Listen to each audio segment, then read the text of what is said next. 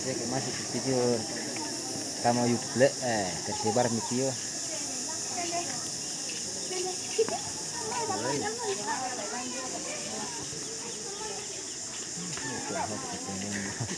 Mungkin tak salah. Marok atau penakitan ini.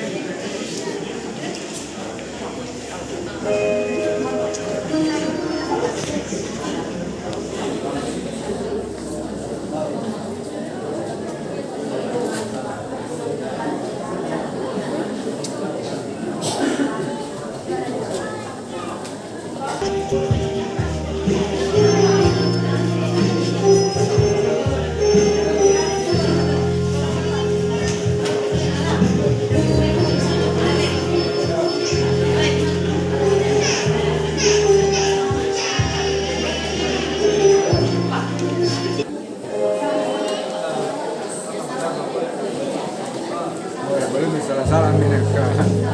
Eventual tenda sa pagkakutin ng malotong.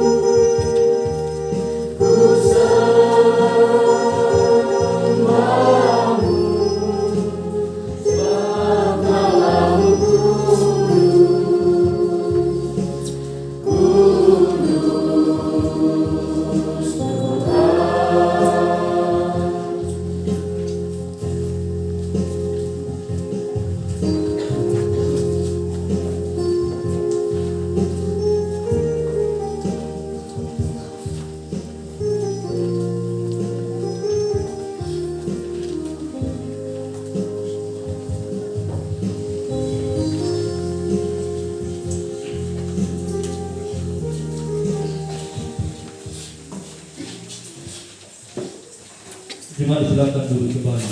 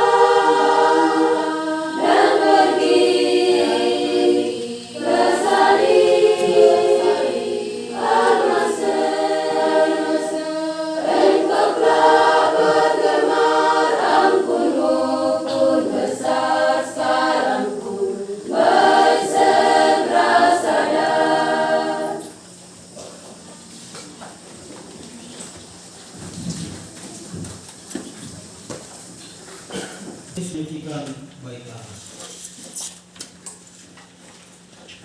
Ketika hari raya Paskah orang Yahudi sudah dekat, Yesus berangkat ke Yerusalem.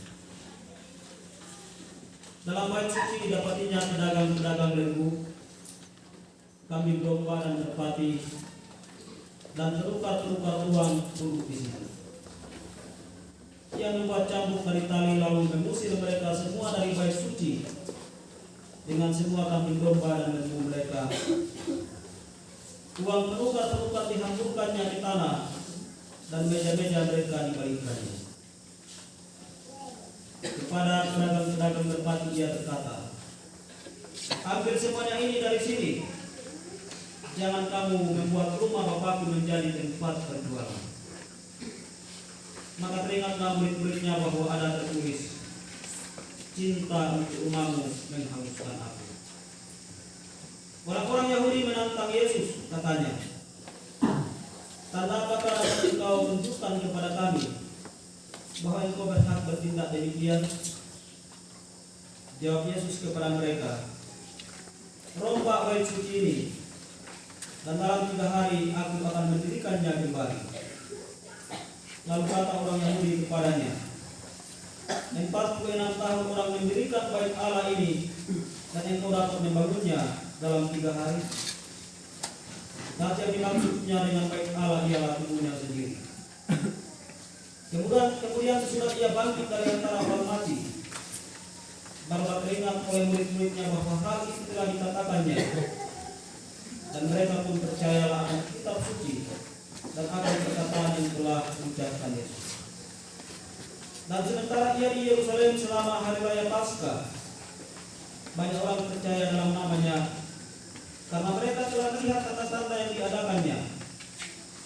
Tetapi Yesus sendiri tidak mempercayakan dirinya kepada mereka karena ia mengenal mereka semua, dan karena tidak perlu seorang pun memberi kesaksian kepadanya tentang manusia, sebab ia tahu apa yang ada di dalam hati manusia. Jadi dianggap bacaan firman Tuhan. Berbahagialah yang merenungkan surat Tuhan siang atau malam. Haleluya.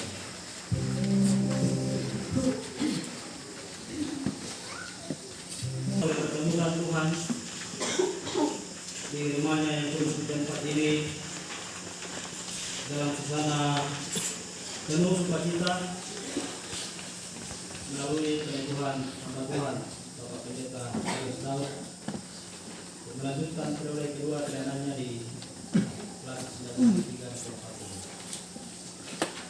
Bagaimana pembinaan tadi malam kami yakini bahwa peristiwa hari ini adalah bagian dari rancangan-rancangan Tuhan yang indah bagi hidup kita bersama. Firman Tuhan dalam Yohanes pasal 2 ayat 13 sampai 25 ini kita renungkan di bawah tema semangat untuk pembaharuan. Semangat untuk pembaharuan. Sidang jemaat yang dikasihi Tuhan, hari ini kita akan memulai suatu tahapan yang baru dalam pelayanan hamba-hamba Tuhan, khususnya periode pendeta periode 2021-2026 yang akan ditemukan pada hari ini. Sekalipun lanjutan tetapi tetap baru karena dimulai lagi. Juga ada juga kita baru. Kelas juga pasti baru. Dan teman-teman banyak mungkin pengetahuan dan diaturnya. Kita berharap bahwa periode baru akan melahirkan gairah baru, semangat baru dan sukacita baru dalam pelayanan untuk pembaharuan. Saya kira setiap kita ketika baru memegang sebuah jabatan baru pasti ingin selalu berubah, ya. Selalu ada pembaharuan di kita. Sebab hidup ini kan dinamis, harus selalu berubah. Jangan itu saja.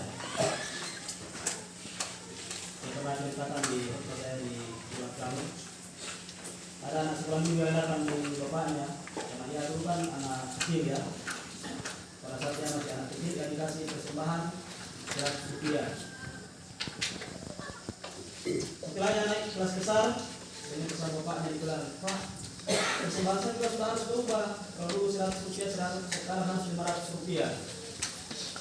Kalau bapaknya bilang begini, "Nah, Alkitab bilang begini, Tuhan Yesus tidak pernah berubah dari dulu sekarang sampai selama-lamanya. Jadi tidak perlu berubah persembahannya dari 100 biar 100 terus ya." Karena dia bilang begini, "Oh, kalau begitu Pak, pada zamannya Musa pun orang belum pakai sendal. Mereka berjalan dari Mesir ke tanah Kanaan dalam sapi. Kalau begitu Bapak juga tidak usah pakai sepatu, tidak usah naik motor, jalan kaki saja terus." Kadang-kadang anak lebih pintar ya, lebih kritis. Jadi harus ada semangat perubahan, ada pembaharuan. Tidak hanya sekedar meneruskan tradisi.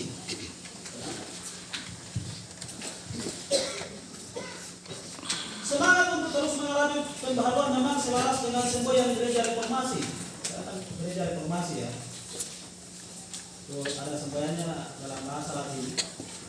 Ecclesia Reformata Semper Reformanda Secundum Terbentuk.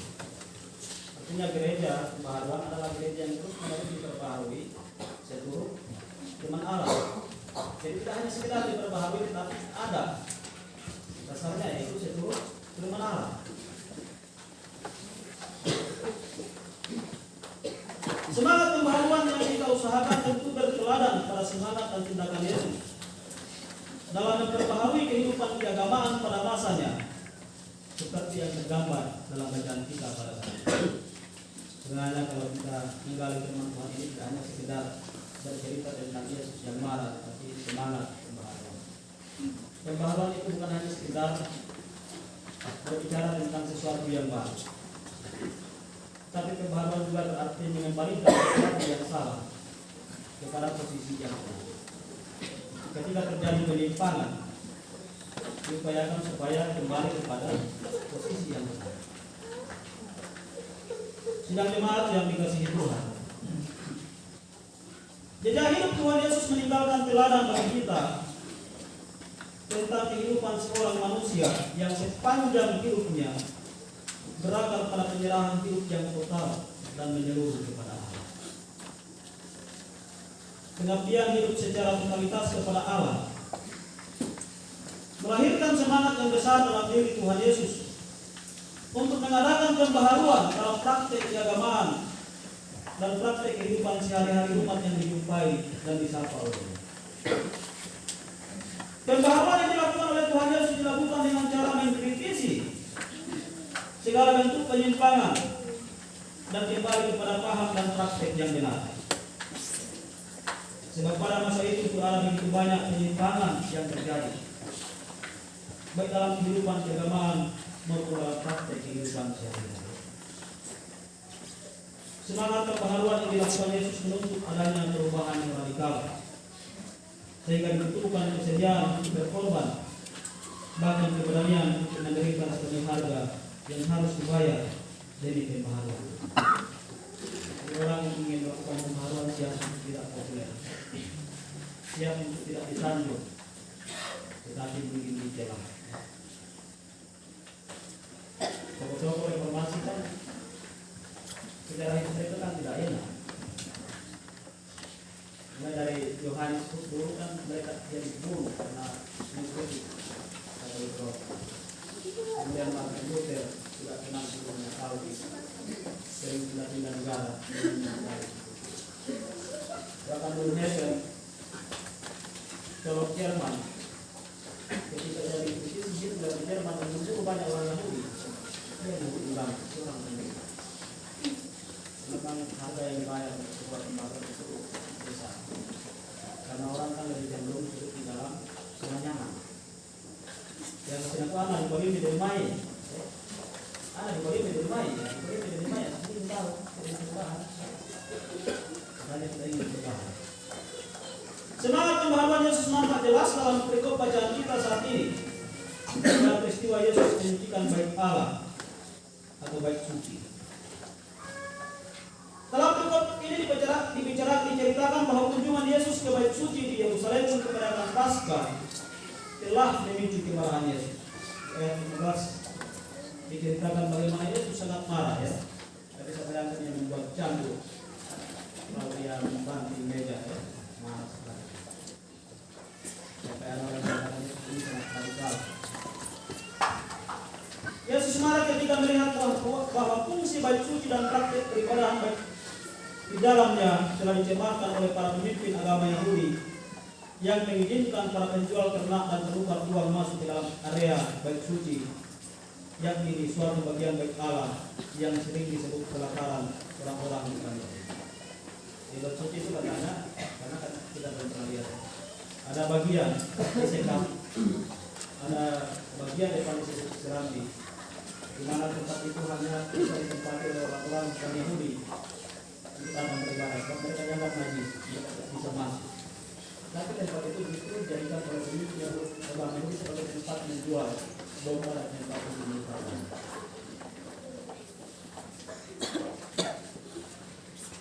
Pertanyaannya, mengapa mereka mengizinkan mereka masuk? Kenapa para pemimpin agama, majelis Yahudi mengizinkan para pedagang dan tempat uang itu masuk? Nah, salah satu bagian dalam perayaan dan peribadatan di bait suci adalah mengorbankan binatang dan mempersembahkan hasil panen kepada Allah. Jadi setiap orang yang akan beribadah mesti membawa binatang korban. Itu penting sekali. Ya. Ada berbagai jenis korban sehingga dibutuhkan binatang yang berbeda-beda. Di dalam Medan kita disebutkan lembu, kambing domba, dan merpati. Jadi ada banyak penjual mendirikan kandang-kandang hewan. Gagasan di balik kegiatan perdagangan di bait sekitar bait Allah bertujuan yang memudahkan orang-orang yang datang ke bait Allah dalam menyediakan hewan kurban tanpa perlu direpotkan membawa hewan sendiri dari rumah, terutama bagi mereka yang tempat tinggalnya jauh dari bait Allah. Sebenarnya gagasannya baik karena mempermudah orang yang ingin mempersembahkan korban. Anak mau tahu mana brand yang itu dari main di pondok mana, ya? Tapi nanti saya berbagai dari suku yang mana yang lalu. Selain mempersembahkan korban para peziarah yang datang ke bait Allah untuk merayakan Paskah, juga sekaligus akan membayar pajak tahunan bait suci sebanyak 2 dirham atau setengah juta. Jadi orang Yahudi itu yang ada di luar kalau datang di bait suci ada biaya, ada pajaknya. Kita wajib bayar. Nah, pada masa itu ada banyak jenis uang logam yang beredar sehingga dibutuhkan penukaran uang. Itulah sebabnya di tempat itu pula banyak penukar uang menggelar meja-meja dan meletakkan uang di atasnya.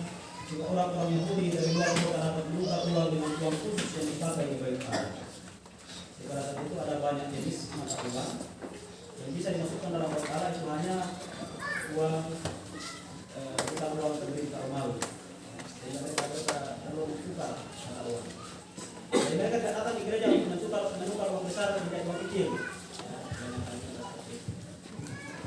Dan mereka ingin menukar uang dengan mata uang yang layak untuk dimasukkan dalam dengan aturan orang itu.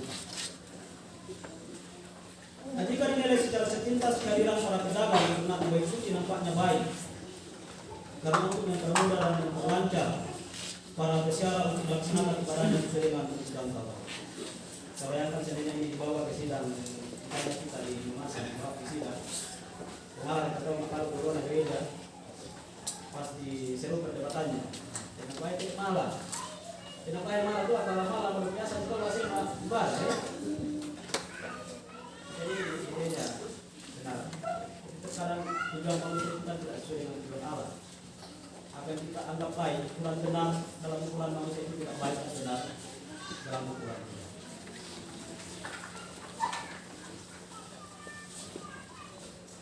Jika ditelusuri lebih dalam, praktek itu sebenarnya lebih membebani para peziarah, sebab kadang-kadang para pedagang binatang menetapkan harga yang berlebihan dan para penukar uang melakukan kecurangan. Selain itu kehadiran para pedagang ternak dan penukar uang di bait suci telah menjadi bisnis haram para pemimpin agama Yahudi untuk mengeruk keuntungan pribadi. Sebab para pedagang itu harus membayar kepada mereka semacam fee untuk keluarnya sertifikat halal untuk jenis binatang yang memenuhi ketentuan layak untuk dipersembahkan. Hal yang sama pun berlaku bagi para tempatnya. Di situ ada permainan foto. Saya sudah ini kemunafikan. Ini tujuannya apa itu kan kemunafikan. Ada tujuan-tujuan pribadi yang terselubung sehingga perlu diikuti. Jadi yang dikritik Yesus dalam peristiwa ini bukan hanya adanya praktek jual beli di bait Allah, tetapi ada hal yang paling esensial atau mendasar, yakni menyangkut fungsi bait suci dan praktek ibadah yang berlangsung di dalamnya. Yesus melihat bahwa bait suci yang menjadi simbol kehadiran Allah berumat telah berubah fungsi menjadi tempat untuk mengeruk keuntungan pribadi dengan memanipulasi kebenaran dan memeras orang lain. Dalam Injil Matius 21 ayat 13 dan Lukas 19 ayat 46 mencatat bahwa mata Yesus di dalam para pemimpin agama tersebut telah berubah bait suci bukan lagi sebagai tempat ibadah, tetapi telah menjadi sarana ibadah yang berlangsung di dalamnya tidak lebih hanya sekedar kegiatan formal ritualistik yang terikat secara kaku pada aturan-aturan agama, tetapi juga telah kehilangan substansi. Padahal inti ibadah yang sesungguhnya adalah pengabdian dan pelayanan yang utuh dan bulat kepada Allah, yang nampak melalui ritualitas terhadap peribadahan dan melahirkan pembaharuan. Ibadah seharusnya menjadi dasar dan prinsip yang mengarahkan kehidupan pada sikap yang benar, adil, dan saling mengasihi. Apa yang dilakukan Yesus ternyata mendapat tantangan dari orang-orang Yahudi. Mereka bertanya kepada Yesus, "Karena apakah yang engkau dapat tunjukkan kepada kami bahwa engkau berhak bertindak demikian?" Orang-orang Yahudi yang dimaksud di sini adalah para pemimpin agama Yahudi. Mereka tidak senang dengan apa yang Yesus lakukan. Dan memang banyak orang ketika dia sudah mendapat keuntungan, sudah merasa nyaman, jadi itu akan senang ketika itu. Mereka tidak suka kalau ada perubahan, kalau ada perubahan, sebab mereka sudah merasa diuntungkan.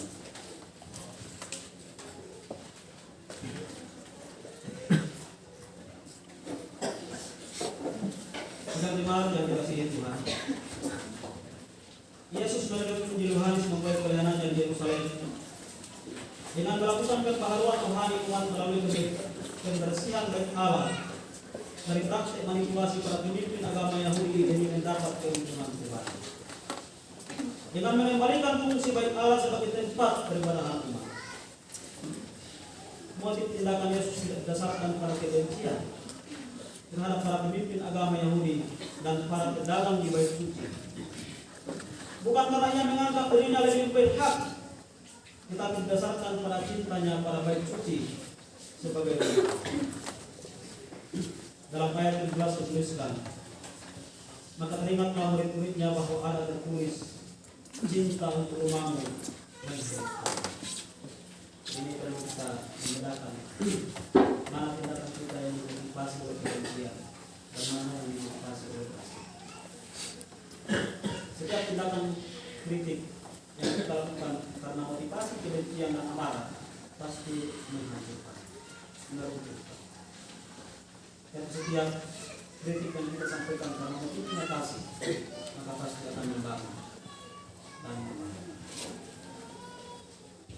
Ada seorang teolog Inggris yang sangat terkenal, dia eksis pada abad ke-17 bernama John Owen, yang mengatakan begini, "Apa yang kita cintai, itulah yang akan menawan hati. Orang yang memiliki cinta kita akan memiliki seluruh diri kita.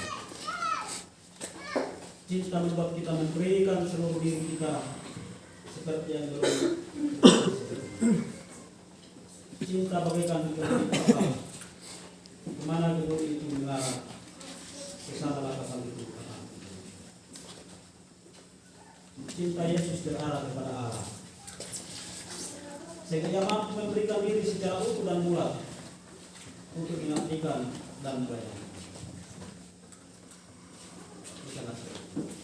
Kita bertanya, apakah kita sungguh-sungguh mencintai? Seperti bunyi hukum kasih yang selalu kita dengar pada kita. Kalau kita mencintai Allah, maka Allah yang akan menawar. Kalau kita mencintai Allah, maka Allah yang akan memiliki seluruhnya.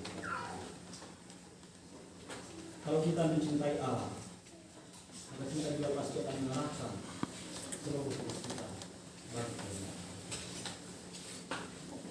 Saya kira garis yang sedang kita cinta hari ini pasti merasakan kekuatan cinta yang sangat luar biasa. Siapapun yang sedang jatuh cinta pasti mengalami. Termasuk saya sangat mencintai istri saya, merasakan. Istri saya seperti keburi kapal yang memberikan saya sedang mencintai.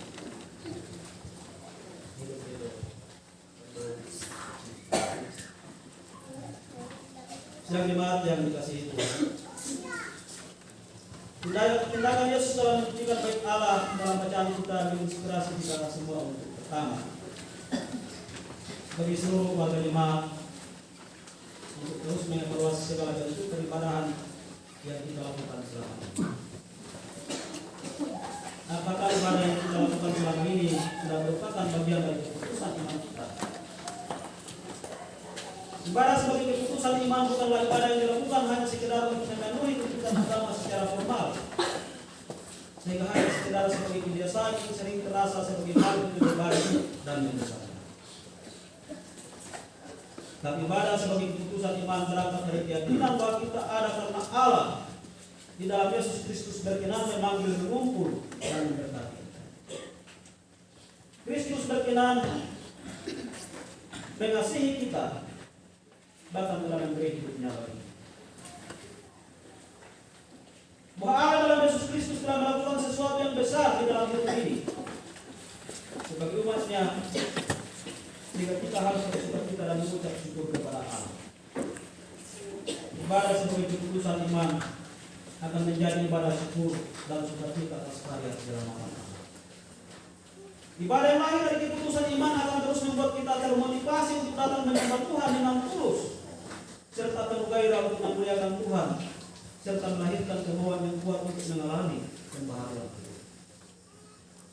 Perjumpaan dengan Allah dalam ibadah yang kita lakukan akan menjadi motivasi untuk menjumpai sesama manusia dalam keseharian hidup, sambil terus menjalankan kebersamaan dalam komitmen yang sama untuk menjadikan hidup yang dijalani akan menjadi kehidupan yang senantiasa diwarnai cinta kasih, kebenaran, dan keadilan demi kehidupan bersama.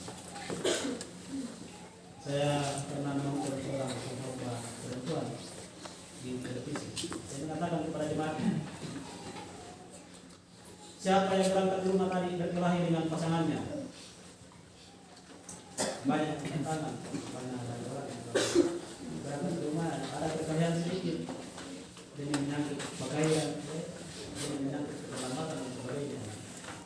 Kalau dia bilang siapa yang berkomitmen akan melanjutkan perkelahian setelah pulang dari ibadah ini, tidak ada yang bertanya. Berarti kita datang ke ibadah kali ini berubah.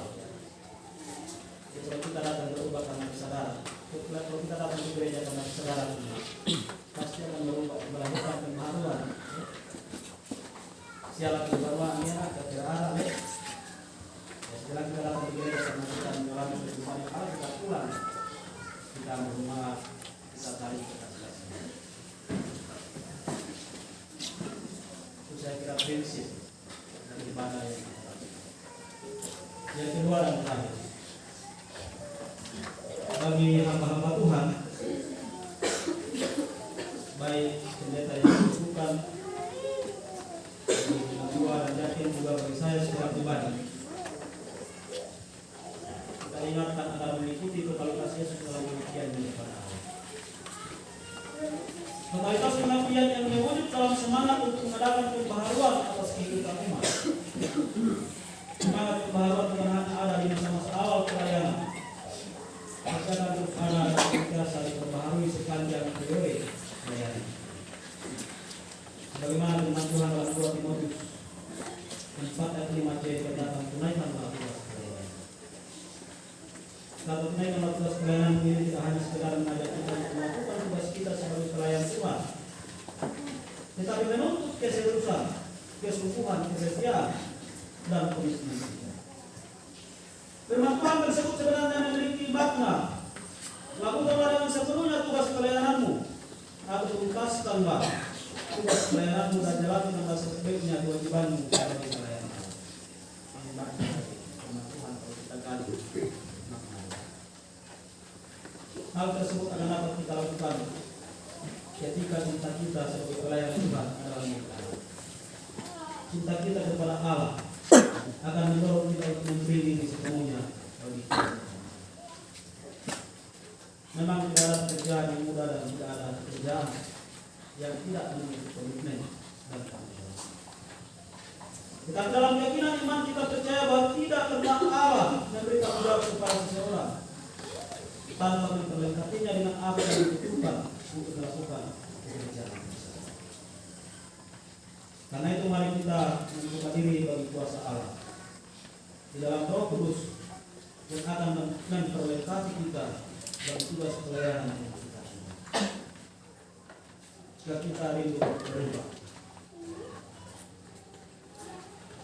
maka satu-satunya jaminan untuk berubah adalah ketika kita semua setia mengabdikan hidup. Amin.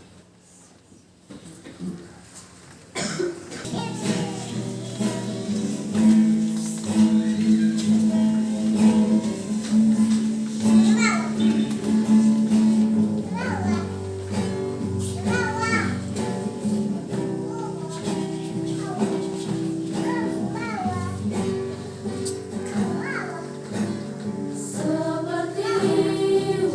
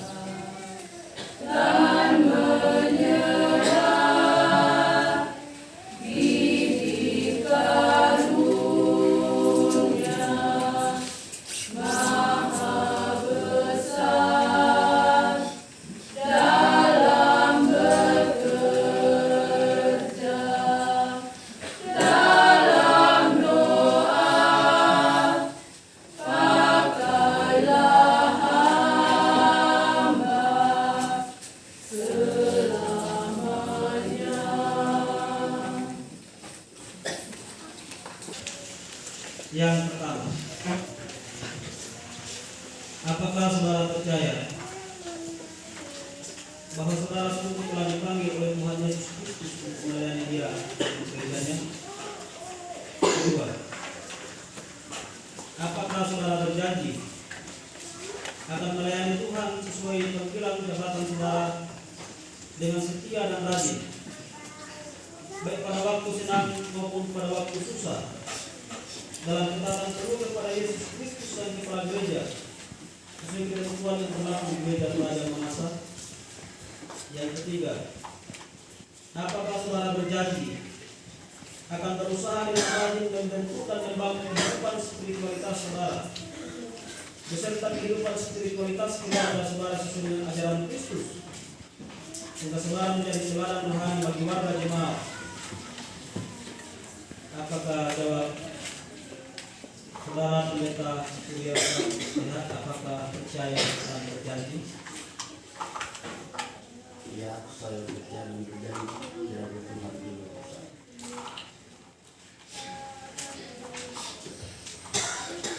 Berdasarkan panggilan Tuhan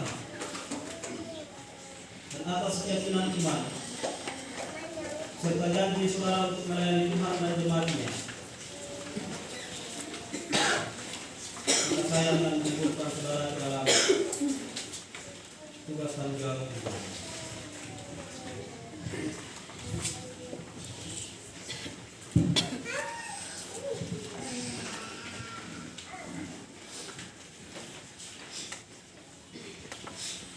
Saya meneguhkan saudara kembali ke dalam tugas pelayanan yang baru sebagai pendeta gereja Pelayan Mamasa di jemaat ini, di kelas ini, di dalam nama Allah Bapa dan Anak dan Roh Kudus. Dialah yang mengerjakan dalam kamu baik kemauan maupun pekerjaan menurut kerelaannya. Jagalah dirimu dan jagalah seluruh umat, karena saudara yang ditetapkan Roh Kudus menjadi gembala Allah, gembala jemaat Allah yang telah dipilih dengan darah anaknya sendiri. Amin.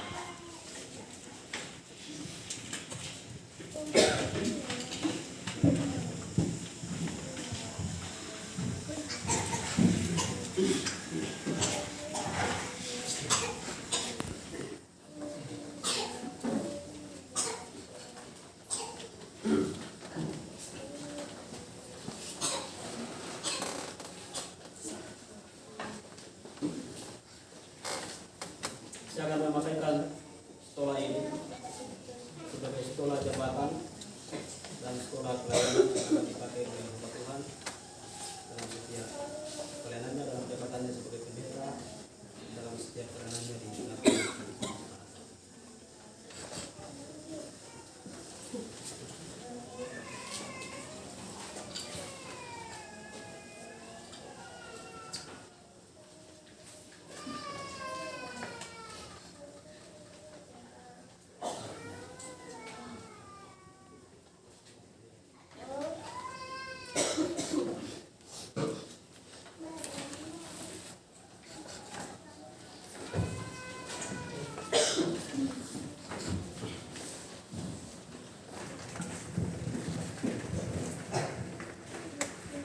Pendeta Surya Sehat SPH yang dikasih kita kasihilah Kristus dan gembalakanlah umat Tuhan. Jadilah contoh dan teladan bagi semua orang dalam perbuatan dan perkataan. Bertekunlah dalam doa dan pembacaan Alkitab, dan jangan mengabaikan karunia yang telah diberikan kepada. Dengan demikian mereka yang mendengar saudara akan terpelihara, dan apabila Gembala Agung datang, saudara akan menerima mahkota kemuliaan yang tidak dapat. Saya persilakan Bapak Pendeta untuk menghadap ke jemaat.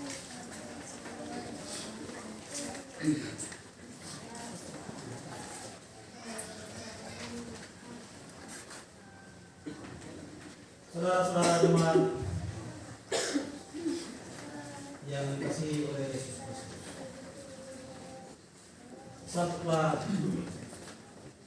pendeta ini dengan sukacita. Karena ia ini akan melayani dan menggembalakan saudara-saudara dalam nama Sang Gembala Agung Tuhan kita Yesus. Dampingi dan dukunglah dia dalam pelayanannya, dan doakanlah selalu supaya pelayanannya menjadi berkat bagi semua orang. Bantulah dan sokonglah dia juga dalam soal-soal sosial maupun ekonomi, bahkan juga dalam kebutuhan pribadi dan keluarga mereka. Ingatlah firman Tuhan yang mengatakan, perhatilah pemimpin-pemimpinmu dan tunduklah kepada mereka, sebab mereka berjaga-jaga atas jiwamu sebagai orang-orang yang harus bertanggung jawab atasnya. Ibrani 13 ayat 13.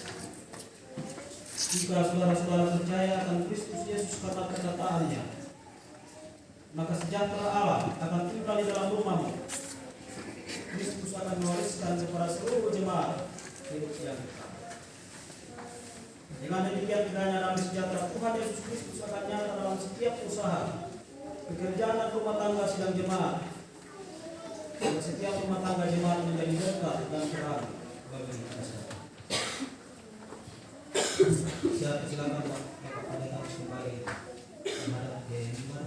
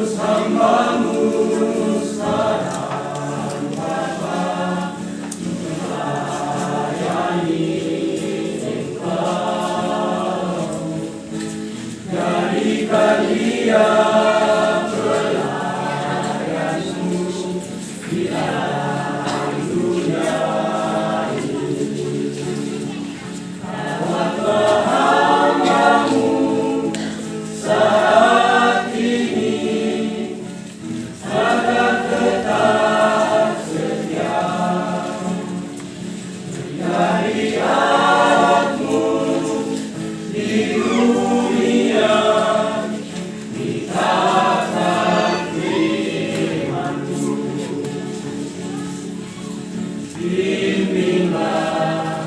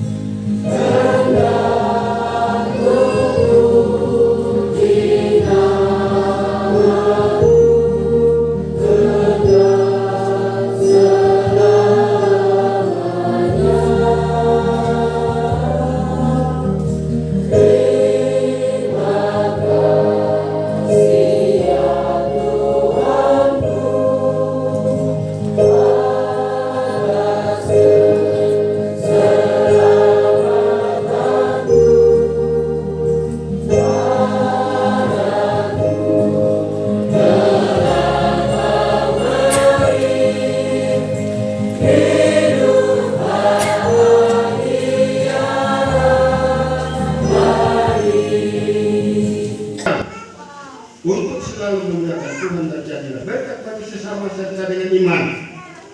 Terimalah berkat dari Tuhan. Kasih karunia Tuhan Yesus Kristus dan kasih Allah dan persekutuan Roh Kudus menyertai kamu sekalian sekarang dan sampai selama-lamanya. Amin.